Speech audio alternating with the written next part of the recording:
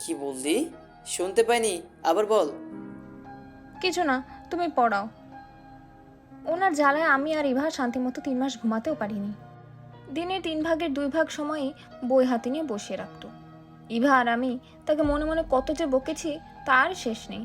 তার এই কঠোর পরিশ্রমের ফল হিসেবে এখন আমি আর ইভা ঢাকা মেডিকেলের 2য় বর্ষের শিক্ষার্থী। সেবার মেধা তালিকায় 33তম হয়েছিলাম। রেজাল্ট দেখে আমি নিজেই বিশ্বাস করতে পারছিলাম না আমার রেজাল্ট। সেদিন আমার থেকেও কয়েক গুণ বেশি খুশি হয়েছিল শুভ ভাই আর আদ্র ভাই। আদ্র ভাই তো সকাল সকাল বাড়ি এসে ল্যাপটপ নিয়ে বসে পড়েছিলেন। একটু পরপর চেক করছিলেন রেজাল্ট দিয়েছে কিনা। তার কপালে ছিল চিন্তার ভাঁজ। মনে হচ্ছে আমার না, তার রেজাল্ট দেবে। রেজাল্ট শুনে বাড়ির সবাই খুব খুশি হয়েছিল। কেউ ভাবেইনি আমার মতো পড়ায় ফাঁকিবাজি করা মেয়ে কখনো মেডিকেলে চান্স পাবে। সেদিন আমার খুশি শেষ ছিল না। আমি আমার স্বপ্নের এক ধাপ কাছে এগিয়ে গিয়েছিলাম। পুরনো স্মৃতি মনে করতে করতে রুমে চলে এলাম। কি আর করার, ফ্রেশ হয়ে এসে বই নিয়ে বসে পড়লাম।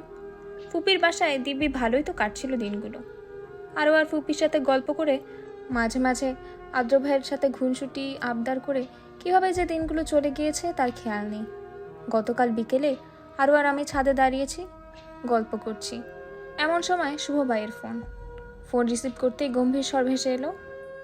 পড়াশোনা কি লাডে তুলে দিয়েছিস? বেড়ানো শেষ হয়নি? এইভাবে ঘোরাঘুরি করলে ডাক্তার তো দূর, কম্পাউন্ডারও হতে পারবি না। এভাবে বলছো কেন? একটু ঘুরতেই তো এসেছি, সবসময় তো পড়ি। এইভাবে বলবো না তো কিভাবে বলবো? 2 দিনের কথা বলে 5 দিন হয়ে যাচ্ছে। একটা মেডিকেল স্টুডেন্টের জন্য সময় কত গুরুত্বপূর্ণ জানিস? তুই নিচে আসবি নাকি আমি আসবো নিতে?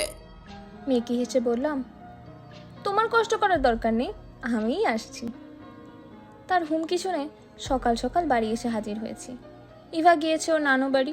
বাড়িটা এখন কেমন ফাঁকা ফাঁকা লাগছে। কারোর সাথে যে গল্প করব তারও কোনো উপায় নেই। অগত্যা সব ভাবনা বাদ দিয়ে পড়ায় মনোযোগী হলাম।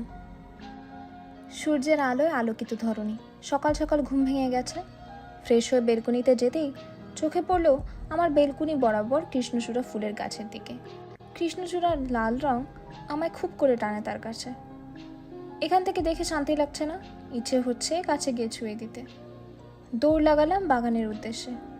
দরজার সামনে যেতেই ধাক্কা লাগলো কারো প্রশস্ত বুকের সাথে। নিজেকে সামনে সোজা হয়ে দাঁড়ালাম। এরকম উদ্ভ্রান্তের মতো কোথায় ছুটছিস? ট্রেন মিস হয়ে যাচ্ছে নাকি? তুমি বুঝবে না, সামনে থেকে সরো তো। আমার কথায় আদ্র ভাই ভ্রু কুচকে তাকালেন, কোমরে হাত গুজে বললেন, কোন রাজকার্যে যাচ্ছিস শুনি? বাগানে যাচ্ছি। বলেই ছুট লাগালাম। পেছন থেকে আদ্র ভাই চেঁচিয়ে বলে উঠল, সাবধানে যা। কৃষ্ণচূড়া গাছের নিচে দাঁড়িয়ে আছি। গত বছর এই গাছগুলো আমায় আদ্র ভাই গিফট করেছে। গাছগুলো এখন অনেকটা বড় হয়ে গেছে। একদিন কলেজ যাওয়ার সময় আদ্র ভাইকে কৃষ্ণচূড়া গাছ দেখিয়ে বলেছিলাম, আদ্র ভাই দেখো, কৃষ্ণচূড়া ফুলগুলো অনেক সুন্দর না? ইস, আমাদের বাগানে যদি একটা কৃষ্ণচূড়া গাছ থাকতো। আদ্র ভাই গাড়ি চালাতে চালাতে সায় জানিয়েছিলেন। বাকিটা সময় দুজনে চুপচাপ ছিলাম। সেদিন বাসায় এসে মনটা একটু খারাপ ছিল। বিকেলে পড়ছি, এমন সময় ইভা ডেকে বলল, বনু, দেখে যা। মন ভালো নেই, তুই যা তো এখান থেকে। আরে তুই এসে একবার দেখবি তো, জিনিসটা দেখলেই তোর মন নিমিষেই ভালো হয়ে যাবে। টেবিল থেকে উঠে ইভার সাথে নিচে নেমে এলাম। নিচে নামতেই ইভা আমার চোখ ধরে নিল। কি হলো, চোখ ধরলি কেন? কানামাছি খেলবো তাই। কানামাছি খেলেই ভালো কথা, আমার চোখ কেন ধরেছিস? এত কথা না বলে একটু চুপ থাক না। একটু পর চোখ ছাড়তেই নজরে এলো কৃষ্ণচূড়া গাছ। মনটা খুশিতে নেচে উঠল। এক সারিতে অনেকগুলো কৃষ্ণচূড়া গাছ। গাছে কয়েকগুচ্ছ ফুল ফুটে আছে। হাত বাড়িয়ে ছুঁয়ে দেখলাম ফুলগুলো। ইভার দিকে তাকিয়ে জিজ্ঞেস করলাম, কে এনেছে রে এগুলো? ইভা ইশারা করলো। ওর হাতের ইশারা অনুযায়ী তাকিয়ে দেখি আদ্র ভাই একটা গাছের সাথে হেলান দিয়ে দাঁড়িয়ে আছে। তার ঠোঁটের কোণে ফুটে আছে মুচকি হাসি, চোখে তার মুগ্ধতা। আদ্র ভাইয়ের কাছে গিয়ে বললাম, তোমাকে অনেক অনেক ধন্যবাদ আদ্র ভাই। আদ্র ভাই গাল টেনে দিয়ে বলল, এই মিষ্টি মুখে মিষ্টি হাসি যেন সর্বদা লেগে থাকে। তার হাসি মুখ দেখার জন্য পুরো শহর আমি কৃষ্ণচূড়ায় রাঙাতেও রাজি আছি। হেঁটে হেঁটে সবগুলো গাছ ছুঁয়ে দিচ্ছি। আমার খুশির যেন শেষই নেই। সারা বাগান ঘুরে বেড়াচ্ছি। হঠাৎ খেয়াল হলো একটা কৃষ্ণচূড়া গাছের ডালে চিরকুটের মতো কিছু একটা। হাত বাড়ালাম নেওয়ার জন্য, কিন্তু নাগাল পাচ্ছি না। লাফ দিয়ে চিরকুটটা হাতে নিলাম। চিরকুটে গোটা গোটা অক্ষরে লেখা, কৃষ্ণচূড়ার লাল রং ছড়িয়ে যাক তার শহর জুড়ে, রঙের সমাহারে ভরে উঠুক তার আঙিনা, কৃষ্ণচূড়ার ন্যায় রঙিন হয়ে উঠুক তার জীবন। ঠোঁটের কোণে মিষ্টি হাসি। এটা যে আদ্র ভাইয়ের কাজ সেটা বুঝতে একটু সময় লাগলো না। চিরকুটটা সযত্নে নিজের কাছে রেখে দিলাম। কৃষ্ণচূড়া গাছগুলো একে একে ছুঁয়ে দিচ্ছি। কানে এলো কারো কণ্ঠস্বর, লাল রঙা কৃষ্ণচূড়ায় নতুন রূপে সেজে উঠুক রুদ্রময়ীর শহর। বিকেলের রোদে লালচে আভা মিলিয়ে যাচ্ছে আস্তা চলে। নদী তীরের পরিবেশটা মনোমুগ্ধকর। চোখ জুড়িয়ে যাচ্ছে প্রকৃতির অপার সৌন্দর্যে। বন্ধুরা মিলে অনেক দিন কোথাও ঘোরাঘুরি হয় না। পড়তে পড়তে নিজেদের কেমন রোবট রোবট ফিল হচ্ছিল। তাই সবাই মিলে প্ল্যান করে এই গোধূলি লগ্নে প্রকৃতি বিলাস করতে চলে এলাম। সবাই যার যার মতো করে হাঁটছে। আমি আর ইভা একসাথে হাঁটছি আর গল্প করছি। এমন সময় কেউ খপ করে হাতটা ধরে নিল। তাকিয়ে দেখলাম মেডিকেলের সিনিয়র ভাই। ছেলেটা কয়েকদিন ধরে বড্ড জ্বালাচ্ছে। যেখানে যাই হ্যাংলার মতো তাকিয়ে থাকে। কি ব্যাপার ললনা, কোথায় যাওয়া হচ্ছে? মেডিকেলে তো তোমার পাত্তাই পাওয়া যাচ্ছে না। হাত ছাড়ুন। একটু আলাপচারিতা হোক, তারপর না হয় হাত ছেড়ে দেব। মাথা গরম হয়ে যাচ্ছে। ইচ্ছে করছে থাপড়ে বেটার গাল লাল করে দিই। আশেপাশে মানুষের সমাহার, তাই নিজেকে সামলে নিলাম। তার উপর সিনিয়র বলে কথা, পরে যদি মেডিকেলে ঝামেলা করে। পুনরায় ভদ্রভাবে বললাম, হাতটা ছাড়ুন, না হয় ভালো হবে না বলে দিলাম। কি খারাপ করবে দেখি? পাশ থেকে ইভা বলল,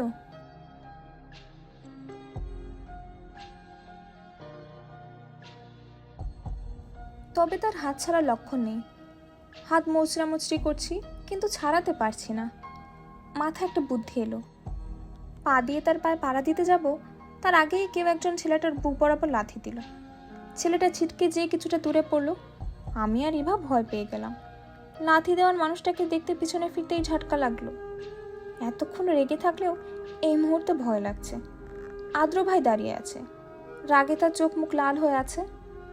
আদ্র ভাই ছেলেটাকে উঠে ইচ্ছে মতো মারছে আর বলছে, তোর সাহস কিভাবে হলো ওর হাত ধরার? তোর এই হাত আমি হাতের জায়গায় রাখবো না, ভেঙে গুঁড়ো গুঁড়ো করে ফেলবো। আদ্র ভাই ছেলেটার হাত মুচড়ে ধরলো। হাস্যজ্জ্বল আদ্র ভাইকে এই মুহূর্তে ভয়ানক লাগছে। ছেলেটা চিৎকার দিয়ে উঠলো। আশেপাশে এতক্ষণে মানুষ জড়ো হয়ে গিয়েছে। আমার সকল ফ্রেন্ডরা এসে জিজ্ঞেস করছে। একজন বলে উঠল, আমি আছি টেনশনে, আর এই মুহূর্তে এদেরও ছেলে নিয়ে না ভাবলেই না। ছেলেটার অবস্থা শোচনীয়। আর কিছুক্ষণ মারলেই ছেলেটার খারাপ কিছু হয়ে যেতে পারে। আদ্র ভাইকে আটকাতে হবে, কিন্তু তার কাছে যেতেই যে ভয় করছে। তাও কোনো রকম সাহস সঞ্চয় করে আদ্র ভাইয়ের কাছে গিয়ে তার হাত ধরে থামিয়ে দিয়ে বললাম, আদ্র ভাই ছেড়ে দাও, না হয় ছেলেটার হাত ভেঙে যাবে। যেই হাত তোকে ছোঁয়ার সাহস দেখাবে, সেই হাত আমি ভেঙে গুঁড়িয়ে দিব। অনেক কষ্টে আদ্র ভাইকে টেনে সেখান থেকে নিয়ে এলাম। একটু দূরেই আদ্র ভাইয়ের গাড়ি পার্ক করা। তাকে গাড়ির কাছে নিয়ে গিয়ে দাঁড় করিয়ে পানি এনে দিলাম। আদ্র ভাই ঢকঢক করে সব পানি খেয়ে নিল। বিড়বিড় করে বলে উঠল, ওই হারামির সাহস কি করে হয় আমার রুদ্রময়ীর হাত ধরার? আদ্র ভাই বড় বড় নিঃশ্বাস ফেলে নিজেকে সামলে নিয়ে গম্ভীর কণ্ঠে বলল, গাড়িতে উঠ। এবার সুরসুর করে গাড়িতে উঠে বসলো। আমি দাঁড়িয়ে আছি তার পাশে। ধমকে বলে উঠল, গাড়িতে উঠতে বলছি, কথা কানে যায় না? আদ্র ভাইয়ের ধমকে কেঁপে উঠলাম। রাগ যেন তার নাকের ডগায় উঠে এসেছে। না, এখন আর তাকে রাগানো ঠিক হবে না। চুপচাপ গাড়িতে উঠে বসলাম। গাড়িতে পিনপত নীরবতা। বাড়ির সামনে গাড়ি থামলে ইভা আগে ভাগে নেমে পড়ল। বাঘের গুহায় রেখে গেল আমাকে। নেমে বাড়িতে ঢুকবো এমন সময় আদ্র ভাইয়ের কণ্ঠ, এরপর ঘুরতে যেতে ইচ্ছে হলে আমাকে বা শুভ ভাইকে যেন বলা হয়। একা একা বাড়ি থেকে বের হলে পা ভেঙে ঘরে বসিয়ে রাখবো। আমার কি হলো জানি না, বোকার মতো প্রশ্ন করে বসলাম। পা ভাঙলে তো পা ভাঙা মেয়েকে কেউ বিয়ে করবে না, তখন আমার কি হবে? বলে ঠোঁট উল্টে ফেললাম। আদ্র ভাই রাগের মাঝেও ফিক করে হেসে দিলেন। তোর এত কিছু নিয়ে না ভাবলেও চলবে। কেউ একজন আছে যে তোকে যে কোনো পরিস্থিতিতে বিয়ে করতে এক পায়ে রাজি। কে এসে? তোর এত কিছু জানতে হবে না, তুই বাড়িতে যা। বাড়িতে ঢুকতেই আম্মুর প্রশ্ন, তোরা এলি? আদ্র কোথায়? ছেলেটা এসে তোদের না পেয়ে আমার থেকে জেনে তোদের আনতে গেল, এখন তোরাই ওকে রেখে চলে এলি? ও উফ মা, তোমাদের ছেলে কি খোকা বাবু যে তাকে কোলে করে নিয়ে আসতে হবে? আসছে পেছনে। ধূপধাপ পা ফেলে ওপরে চলে এলাম। আদ্র ভাই পারলো আমাকে এভাবে ধমক দিতে? তার একটুও খারাপ লাগলো না? সব সময় বলে রোদ তোর মুখে হাসি মানায়, দুঃখ না। অথচ আজ সে নিজেই ধমক দিল। কথাই বলবো না আর তার সাথে। এক সেট কাপড় নিয়ে ফ্রেশ হতে চলে গেলাম। রাত প্রায় 12টার কাছাকাছি। টেবিলে বসে পড়ছি। পড়তে পড়তে মাথা ধরে গেছে, তাও পড়া শেষ হচ্ছে না। আগে যদি জানতাম মেডিকেলে এত পড়া, তাহলে ভুলেও মেডিকেলের নাম নিতাম না। কিন্তু কি করার, স্বপ্ন যখন দেখেছি পূরণ তো করতেই হবে। আরও বেশ কিছুক্ষণ সময় লাগলো পড়া শেষ হতে। একাধারে বসে থাকতে থাকতে কোমর ধরে গিয়েছে। একটু হাঁটাহাঁটি করা দরকার, সাথে খোলা হাওয়া হলে আরও ভালো হয়।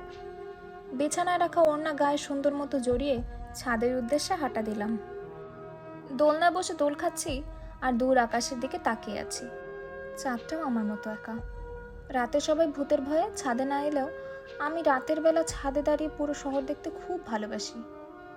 চারপাশ সম্পূর্ণ নিস্তব্ধ থাকে, সাথে ঠান্ডা হাওয়া। মন নিমেষেই ভালো হয়ে যায়। এক মনে আকাশপানে তাকিয়ে আছি, এমন সময় কারো পায়ের আওয়াজ আসছে। পেছন ফিরে দেখলাম কারো অবয়ব দেখা যাচ্ছে। কেউ এগিয়ে আসছে সামনে। সামনাসামনি আসতে দেখলাম মানুষটা আর কেউ নয়, আদ্র ভাই। তাকে দেখে বিকেলের কথা মনে পড়ে গেল। সে যেন আদ্র ভাইয়ের এক ভয়ঙ্কর রূপ। তাকে দেখে মনে হচ্ছিল তার ওই রক্তিম চোখ দ্বারা আমায় ভস্ম করে দেবে। তার ধমকের কথা মনে পড়তেই গাল ফুলিয়ে মুখ ঘুরিয়ে নিলাম। আদ্র ভাই আমার বরাবর একটু দূরে রেলিংয়ের সাথে হেলান দিয়ে দাঁড়িয়ে আছে। তাকে পাত্তা না দিয়ে আমি আকাশের দিকে তাকিয়ে রইলাম। এত রাতে না ঘুমিয়ে কি করিস? আদ্র ভাইয়ের কথার উত্তর দিলাম না। শুনেও না শোনার ভান করে একইভাবে আকাশের দিকে তাকিয়ে রইলাম। আদ্র ভাই আবার বললেন, কি হলো, উত্তর দিচ্ছিস না কেন? তোমার সাথে আমার কথা নেই। কেন? আমি এবার কি করলাম? তুমি আমার ধমক দিয়েছো। শাসন করা তার এই সাজে সোহাগ করে যে। কিছু বললাম না। এটা তো সত্যি যে আদ্র ভাই মানুষটা আমাকে খুবই আদর করে। যখন যা আবদার করি মুখে বলতে দেরি, তার হাজির করতে দেরি নেই। আচ্ছা যা, সরি, আর কখনো ধমক দিব না। এখন খুশি? মাথায় দুষ্টু বুদ্ধি চেপে বসলো। আদ্র ভাইকে একটু জ্বালানো যাক, কানে ধরে বলো, তাহলে সরি অ্যাকসেপ্ট করবো। আদ্র ভাই করুণ চোখে তাকিয়ে বলল, কানে ধরতেই হবে? হ্যাঁ। ঠিক আছে, আমি কানে ধরলে তুই যদি খুশি হস তাহলে তাই করি। আদ্র ভাই কান ধরতে যাবে, তার আগেই তাকে থামিয়ে দিলাম। হয়েছে, কান ধরতে হবে না, সরি অ্যাকসেপ্ট করে নিয়েছি। দুজনের মাঝে নীরবতা। দুজনেই তাকিয়ে আছি দূর আকাশের পানে। হঠাৎ আদ্র ভাই বলে উঠল, লং ড্রাইভে যাবি? এখন? হ্যাঁ, রাতের শহর ঘুরে আসবো দুজন মিলে। দেরি কিসের, চলো। দুজনে বেরিয়ে পড়লাম। আদ্র ভাই গাড়ি ড্রাইভ করছে আর আমি তার পাশের সিটে বসে আছি। রাতের নিস্তব্ধ শহর, নেই কোনো যানজট, কোলাহল। অনেকক্ষণ পর দুই একটা গাড়ি দেখা যাচ্ছে। রাতের শহর যেন সত্যিই অন্যরকম। আদ্র ভাই গাড়ি এনে থামালো এক নদীর পাশে। নদীর পাশে মস্ত বড় মাঠ। এই জায়গা শহর থেকে অনেকটা দূরে। গাড়ি থেকে নামতেই মনটা প্রশান্তিতে ভরে গেল। শহরের কোলাহল ছেড়ে এই নিস্তব্ধতা যেন বড্ড সুন্দর লাগছে। নদীর পানিতে চাঁদের প্রতিফলন দেখা যাচ্ছে। ধপ করে ঘাসের ওপর বসে পড়লাম। আমি বরাবরই প্রকৃতি বিলাস করতে পছন্দ করি। প্রকৃতির মাঝে হারিয়ে যাওয়ায় যেন এক অনন্য সুখ আছে। মাঝে মাঝে ইচ্ছে করে যান্ত্রিক এই জীবন ছেড়ে ছুড়ে দূর পাহাড়ে চলে যাই, কিন্তু সেটা তো আর সম্ভব না। আদ্র ভাইয়ের দিকে তাকিয়ে বলে উঠলাম, আদ্র ভাই দেখো, চাঁদটা কত মোহনীয় লাগছে না? দেখে চোখ জুড়িয়ে যাচ্ছে। রৌদ্রময় মোহের কাছে চাঁদ কিছুই নয়।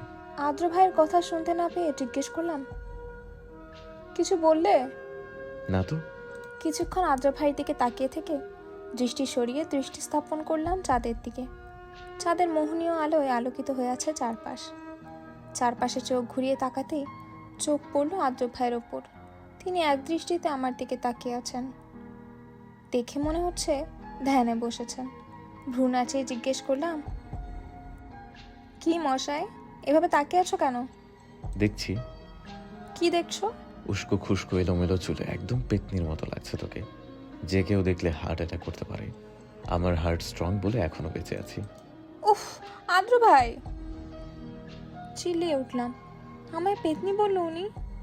রাগে নাকের পাটা ফুলে উঠল। আদ্র ভাই নাক টিপ দিয়ে বলে উঠল, রাগলে তোকে একদম পাকা টমেটোর মতো লাগে, ইচ্ছে করে গালগুলো টেনে দেই। আদ্র ভাই গাল টেনে দিয়ে দৌড়। আমিও ছুটলাম তার পিছু পিছু। আদ্র ভাই এত জোরে দৌড়াচ্ছে তার নাগালই পাচ্ছি না। অনেকক্ষণ দৌড়াদৌড়ি করে হাঁপিয়ে গেছি, আর দৌড়াতে পারছি না। ধপ করে ঘাসের উপর বসে পড়লাম। আমাকে বসতে দেখে আদ্র ভাইও এসে পাশে বসলো। উনি বসতেই তার গাল টেনে দিয়ে বলে উঠলাম, হিসাব বরাবর। আদ্র ভাই হেসে দিল। চাঁদের আলোয় তার হাসিটা যেন বড্ড সুন্দর লাগছে। এতদিন খেয়ালই করিনি মানুষটা হাসলে তাকে এতটা সুন্দর লাগে। চোখ ফিরিয়ে নিলাম তার থেকে। আরও কিছুক্ষণ সময় কাটিয়ে দুজনে বাড়ি ফিরে এলাম। উৎসব মুখর পরিবেশ। আদ্র ভাইদের বাড়িতে পুরো পল্টন এসে হাজির হয়েছি। আজকে ফুপা ফুপির 30তম বিবাহ বার্ষিকী, তাই পরিবারের সকলকে নিয়ে ছোটোখাটো একটা আয়োজন চলছে। আম্মুরা সবাই রান্নাঘরে ফুপিকে হেল্প করায় ব্যস্ত। আব্বু, বড় আব্বু, ফুপা 3জন মিলে রাজনীতি নিয়ে আলোচনা করছেন। আমরা সব কাজিনরা মিলে গল্প আড্ডায় মগ্ন। সবার মাঝে শুভ ভাই অনুপস্থিত, মেডিকেলে ইমার্জেন্সি থাকায় সে আসতে পারেনি। দুপুরে খাওয়া দাওয়া শেষে সবাই চলে গেলেও আমাকে আর ইভাকে ফুপি জোর করে রেখে দিল। ইভা আর আরও মিলে গল্প করছে। আমার সেদিকে মন নেই। হঠাৎ ইচ্ছে হলো ছাদে যাব। যেই ভাবা সেই কাজ। ছাদে যাওয়ার আগে আদ্র ভাইয়ের রুম পড়ল। আদ্র ভাই আছে কি না দেখতে উকি দিলাম। সারা রুমে কোথাও তার অস্তিত্ব নেই। বেলকনিতে থাকলেও থাকতে পারে, সেই উদ্দেশ্যে বেলকনিতে উকি দিলাম। মহাশয় সেখানেও নেই। আদ্র ভাইয়ের রুমের চারপাশে চোখ বোলাচ্ছি। আদ্র ভাই রুমটা যেন সাদায় মোড়ানো। দেয়ালের রং থেকে শুরু করে বেছানা চাদর পর্যন্ত সাদা রঙের। অকস্মাৎ চোখ কি আটকালো একটা ডায়েরিতে। ডায়েরিটা দেখে এগিয়ে গেলাম। ডায়েরির ওপরে গোটা গোটা অক্ষরে লেখা, আমার রৌদ্রময়ী। রৌদ্রময়ী নামটা দেখে ভ্রু কুঁচকে এলো। এই নাম আগেও আমি আদ্র ভাইয়ের মুখে শুনেছি, কিন্তু কে এই রৌদ্রময়ী? আদ্র ভাইয়ের ভালোবাসা? আদ্র ভাই কি তবে কাউকে ভালোবাসে? মনের মাঝে উত্তেজনা কাজ করছে। ডায়েরিটা খুলবো তখন মাথায় এলো কারো ব্যক্তিগত জিনিসে হাত দেওয়া উচিত নয়, কিন্তু আমার যে দেখতে ইচ্ছে করছে। এখন দেখে নিই, পরে না হয় আদ্র ভাইকে সরি বলে দেব। ডায়েরির প্রথম পাতায় খুলতেই নজরে এলো, আমার রৌদ্রময়ীর আরেক নাম শুভ্রপুরী, যার শুভ্রতায় নেই কোনো খুঁত, নেই কারো, নেই কোনো কলঙ্ক, নেই কোনো অহংকার, আর না আছে কাউকে আঘাত দেওয়ার ক্ষমতা। আছে শুধু সীমাহীন মায়া, যে মায়া এতটাই ভয়ঙ্কর, আসক্ত হওয়ার পর তার নেশা পৃথিবীর সকল নেশাকে হার মানিয়ে দিয়েছে আমার কাছে। পৃথিবীর সবচেয়ে কষ্টের কাজ হলো একজন মানুষের প্রতি ভালোবাসা থাকা সত্ত্বেও তাকে নিজের মনে লুকিয়ে রেখে সারা জীবন একা একা কাটিয়ে দেয়া। তবে কোটি কোটি মানুষের ভিড়ের মাঝে পেয়েছি তোমায় খুঁজে। এই অনুভূতি বোঝানোর নয়, হৃদয় দিয়ে নিয়ে বুঝো, হৃদয় দিয়ে নিয়ে বুঝো। তবে যদি নাই বুঝো তবুও ক্ষতি নেই, ভালোবেসে যাব একতরফা। বুকের মধ্যে লুকানো হাজার অনুভূতি আর তিলে তিলে গড়ে তোলা ভালোবাসাই জানে কতটা ভালোবাসি আমি আমার শুভ্রপরীকে। তার মুগ্ধ করা হাসি আর মায়াবী চেহারা দেখলে হাজারো কষ্ট নিমিষে শেষ হয়ে যায়। সে হয়তো কখনোই জানবে না যে তার মায়া মাখা মুখশ্রী সর্বক্ষণ আমার চোখের সামনে ভাসে। সে হয়তো কখনোই জানবে না যে তাকে একটা বার দেখার জন্য আমার মন কতটা ছটফট করে। আমার একতরফা ভালোবাসা তার কাছে কখনো প্রকাশ করতে পারেনি। ভালোবাসা প্রকাশ করতে না পারার মতো ব্যর্থতা অন্য কিছুতে নেই। চাইলেই যে তাকে পেতে হবে এমন না। কিছু চাওয়া হোক দূর থেকে, কিছু চাওয়া হোক শরীর না ছুঁয়ে, কিছু চাওয়া হোক পরিশুদ্ধতায়। ভালোবাসা দূর থেকে সুন্দর।